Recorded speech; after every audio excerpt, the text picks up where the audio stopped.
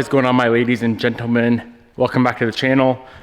We just got back from Formula Drift Seattle. It was an amazing event, and now I'm back to dicking around with the Type R, trying to finish up a few last little things.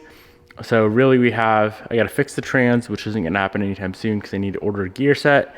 We have to figure out the hatch, which I have figured out. But the problem is, currently with the hatch, the only way I can get it to open is if this guy right here is installed. So I currently have the factory dash plugged in. Without that factory dash plugged in, the hatch does not unlock. Kind of a little bit ridiculous. So I need to figure out what exactly we're gonna do there. And then what else? The bump steer issue, and then some paintwork on the door. And this thing is off to the races. Time to get it tuned and all that good stuff.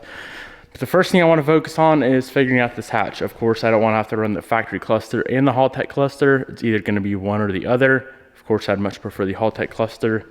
But yeah, let's do some sorting on a wiring diagram that I picked up for the hatch system and figure out why we need, where's this at? The factory cluster plugged in.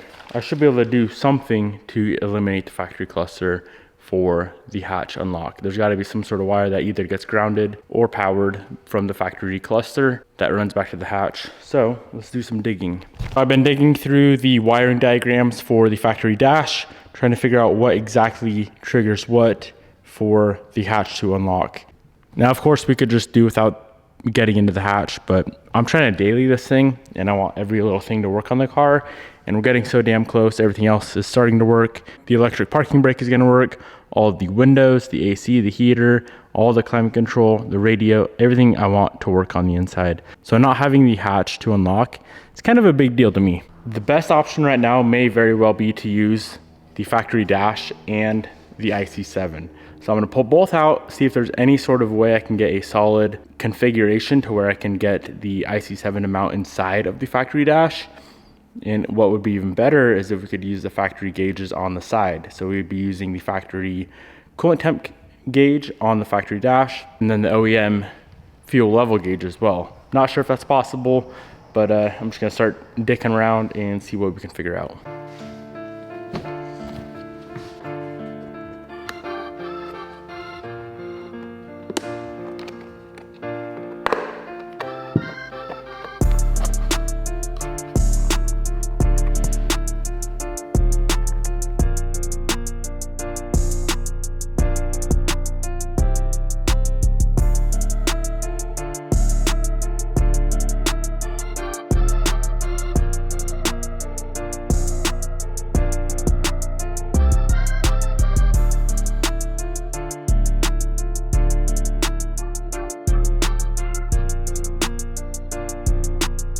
So if I can get it to sit like that, I would be pretty happy. Of course, the IC7 would hang over a bit on the sides here, and some of the buttons we necessarily wouldn't have access to, that or that, but I think that is going to be the best option. The only thing we should have to modify is this piece right here, and then I need to figure out how to actually attach this. I started pulling this thing apart, but they're pretty expensive, so I didn't feel like messing it up. So I put it back together. But of course, we would need to figure out a good solid way to mount this thing into the factory dash. What do you guys think? Best option? I think so. And like I said earlier, here is the coolant temp, here's the fuel level. There's gonna be a whole lot of lights on the sides that we're gonna have to somehow cover up or erase. We could definitely take care of that later on. Shouldn't be a big deal, but if we could get this to work and then those two OEM gauges to work, that would be insane.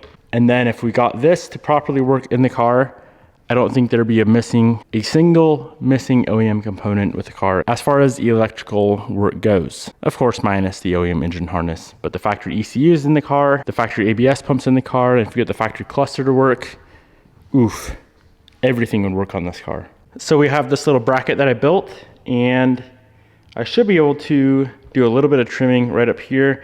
I wasn't trying to modify the cluster at all, but screw it, we're going to have to anyway. I was trying to just modify that, but it is what it is. So if I do some trimming up there, that bracket will set up with this guy, and screw into the factory dash, the actual dashboard of the car. That should be ideal. This is a little hairy. Both of these components are very expensive. The factory cluster, they're about $1,000, and then the IC7, I think it's about another $1,000. So I'm kind of messing with some expensive stuff here.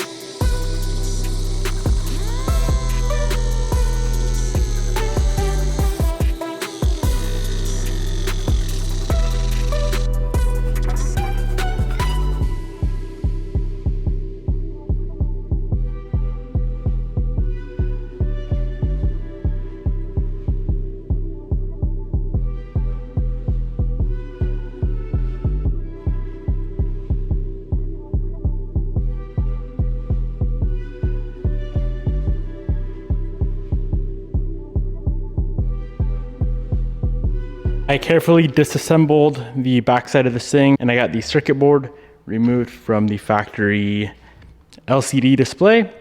So with that off, that should give us a lot more space to run the wiring. Of course, that is very, very necessary. So with the LCD off, I am a little bit worried that nothing is gonna work properly. So I'm gonna go ahead and plug this guy in, make sure our trunk still opens, and make sure all the other stuff that we actually care about is gonna work properly.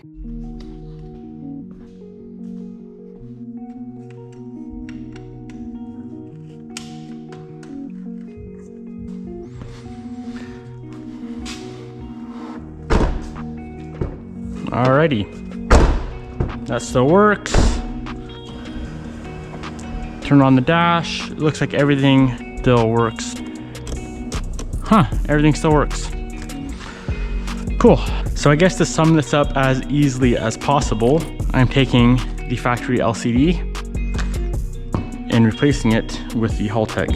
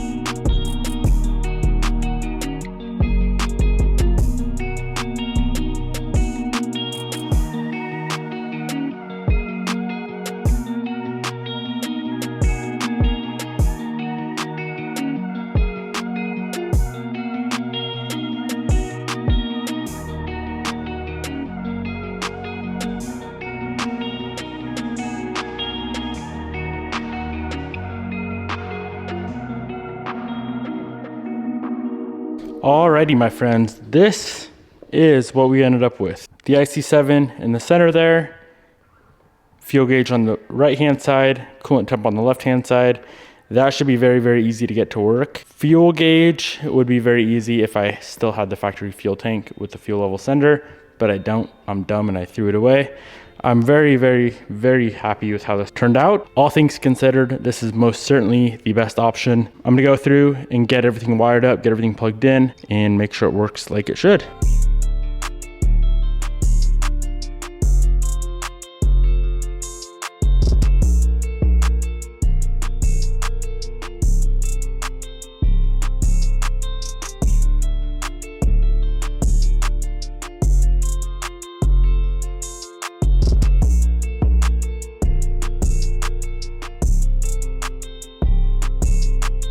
Red lights in the corner. Those things are definitely gonna have to go.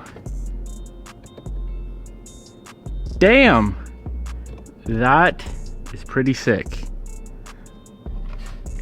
We have a blinking red light down there, 2 lights up in the corner. If we ditch all 3 of those, I'll be pretty happy.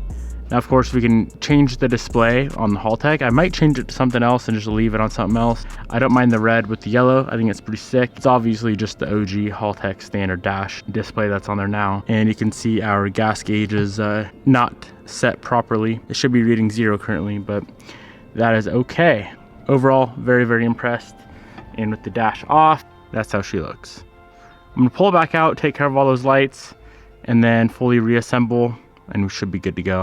I'm curious to go on a drive and see how she will act. Hopefully we don't have any issues. So here's what I did on the back side. So none of those lights come through. So anything that we're not using, like that red little light that was flashing, the lane assist, what else was there? Of course, the factory check engine light would have been on. All that stuff, I just electrical taped off on the back side on both of these things, so that one should be taken care of. Now we just have the 2 red lights up in the corner, which I'm gonna try to pop those off of the circuit board. Either that, or I'm just gonna stuff some electrical tape down in there and call it a day. All right, take 2.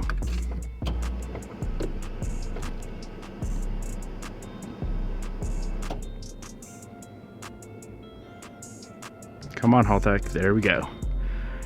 There we go. Sick. So the only thing that we need to wire into the Haltech as far as stuff that we replaced is the blinker, and that's going to be right on top of the Haltech. There's a place for that to go.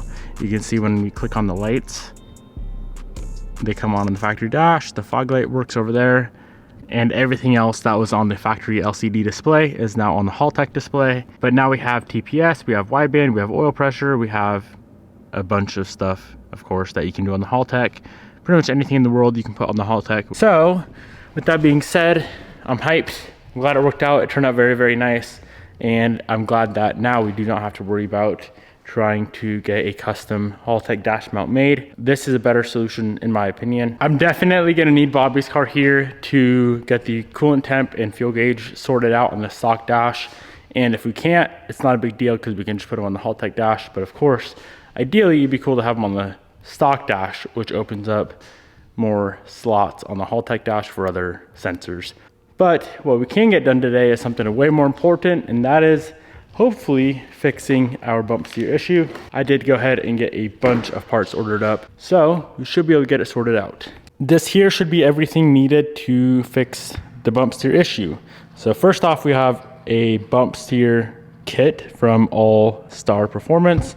So there's 2 of those. We have 2 Heim joints, and then we have 2 very, very nice billet outer tie rods, I guess you could call them. This side is gonna thread onto the inner tie rod, and this side threads onto the Heim joint. So basically what we're doing is we're gonna take our stock outer tie rod off, and we're gonna completely rebuild it using these 3 different kits that we have here. I'm gonna go ahead and link all the stuff down below, provided it is exactly what we need, which I think it should be.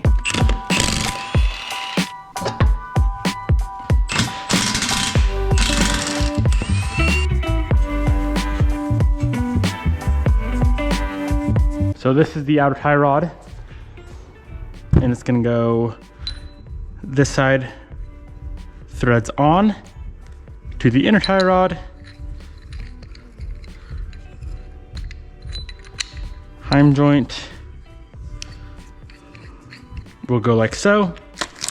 And then the bump steer kit comes with all of these different spacers. So we choose whatever spacer we need to get the proper tie rod angle. So this side is gonna go into the knuckle, and then say if we need all the spacers, which I doubt we do, that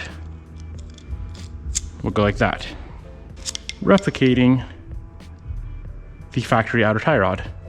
Hopefully that makes sense. If you guys haven't seen the actual video on when I discovered what the problem was, we took out a bunch of measurements comparing the black car versus the red Type R.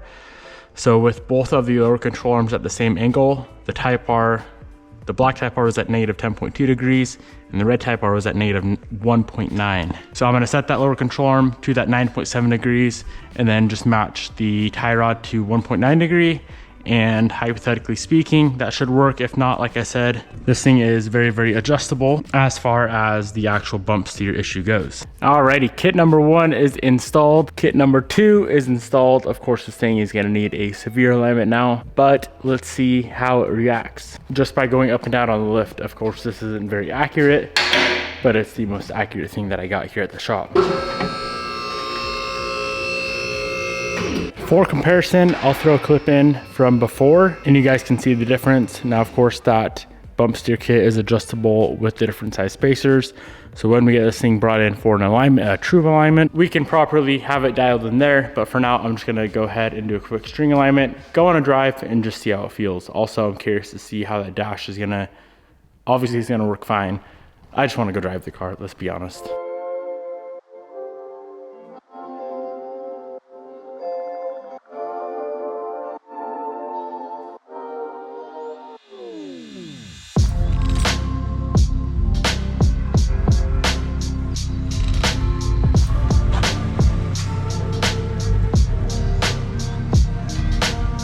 All right, well, let's go on a quick drive, see how everything works. I freaking love how it's set up.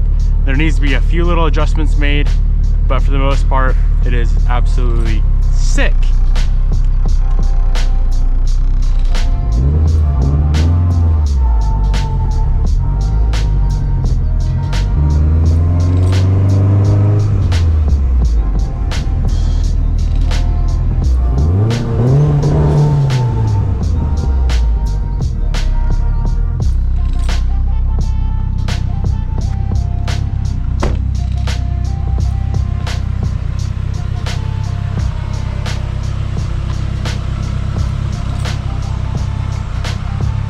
Now, of course, it needs that alignment, but this thing drives like an actual Type R should.